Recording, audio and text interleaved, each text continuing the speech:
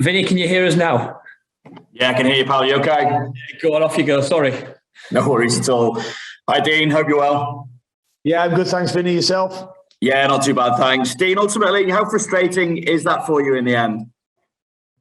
It's frustrating. We knew it was a tough task coming to Anfield and trying to beat a team that very rarely gets beat here. And we gave a real soft goal away. They put us under pressure, had a number of corners that we had to defend.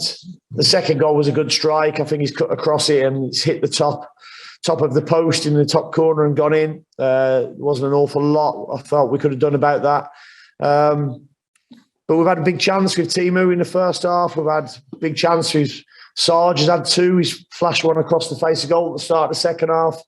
The header, Rugby scored. Johnny Rose had a great effort at 2-1, saved by Allison. So we had to go and ask serious questions because I didn't want this game to run away at 2-0, and it can do at Anfield with the quality of the squad they've got. I suppose the positive is what it says about your team to find a way back into a tie like that. Yeah, we had to. I mean, as I say, it's tough at 2-0. We had to switch a couple of things at half-time because we felt they were having too much comfortable possession, certainly around the halfway line.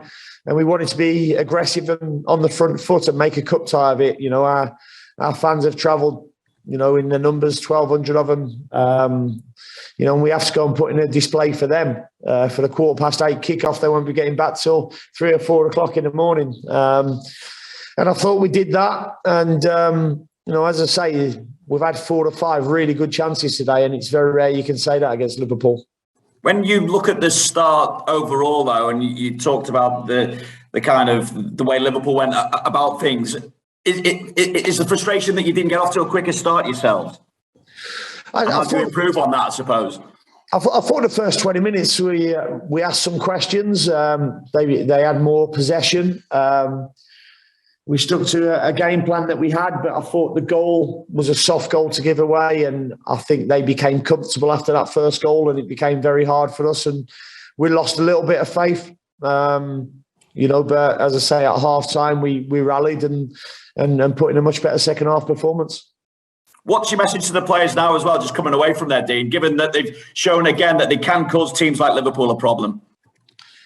I mean, plenty of people have spoken about our lack of goals this season, but you've seen we've created 5 or 6 really good chances against, an unbelievable football team in Liverpool today. So if we can do that against Liverpool, we can do it against anyone, and we have to take comfort from that.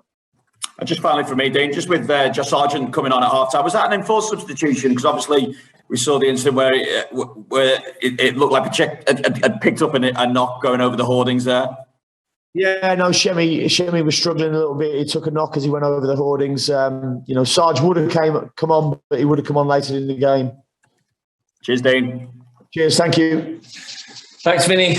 Paddy, I don't know if you can hear us, but off you go if you can.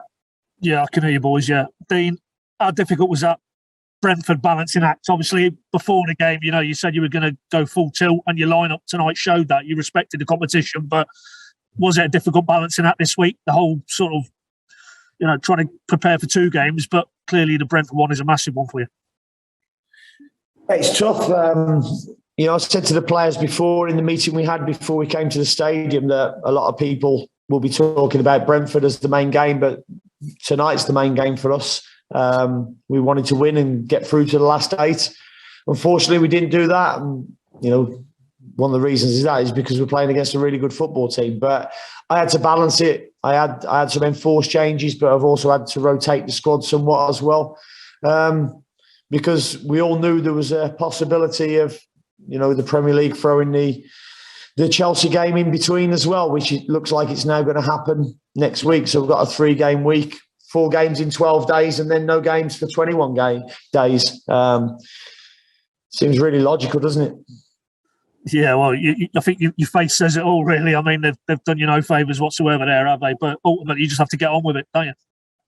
Yeah, no, there's nothing we can do apart from, as I say, I mean, the good part about tonight is the fact that we've got Zimmerman some minutes, and I thought he was excellent tonight. Sam Byron, I thought, was excellent as well. Ruppy's played 75 minutes and scored a really good goal. So we've got some minutes into some players that we needed to. So everybody's ready for these next 3 league games now. I firmly still believe that we're capable of stopping in the Premier League, and the players need to believe that as well. And it starts on Saturday now with a big game against Brentford. Yeah, and you touched on him earlier, though, Dean. Again, John Rowe, he comes on, he does have a good chance there, but every time you simply put him on the pitch, he makes things happen. And as a young player, he looks like he can come to an arena like this against this level of player and take it in his stride. Yeah, no, he's a good kid. He's got a great attitude to the game. Alisson's made a hell of a save at 2-1. God knows what I'd have done if it'd gone to extra time, because we'd used all our subs and Dimmy was struggling for the last 12 minutes with cramps. So, but yeah, Johnny Rose, he's got a hell of a future ahead of him if he keeps on the same learning path, and his attitude, his character tells me that he has. So we'll keep working with him, and he'll keep working hard as well, and he'll get better and better. Yeah, it's final one, Dean. You mentioned fullbacks a bit early, I know, but anything more you can tell us with Aarons and Williams for the weekend? Is it hopeful that they'll be in the mix? Yeah, I'm hopeful that the 2 of them will train or go out tomorrow morning at Colney and train. We're stopping over tonight and recovering here and travelling back tomorrow, and then prepare on Friday. So I'll have more of an idea after they come through their session tomorrow, but I'm hopeful they'll both be fit. Cheers, Dean. Safe trip back, mate. All the best. And you. Cheers, Paddy. Thanks, Paddy. Okay, Michael, finally, please. Yeah, just one from me, Dean. Sorry, I don't know if you can see me. Just looking at Romeo's second goal against Southampton, and then Minamino's second goal tonight. I mean, is leaving a player free at a corner just a risk you're having to take with those corners at the moment? And, are you hoping that they can't take that chance, or is there a way of actually dealing with that? No, I think we deal with it quite well. I mean, the goal at Southampton, there's not quite a link. I know they look similar goals, but at Southampton, it was the last minute we'd left 2 up because we was chasing the game to get something out of it. Today, I think it just flicked off the top of Zimo's head, I think, and dropped to him, or Gibbo's head, I think, and dropped to him.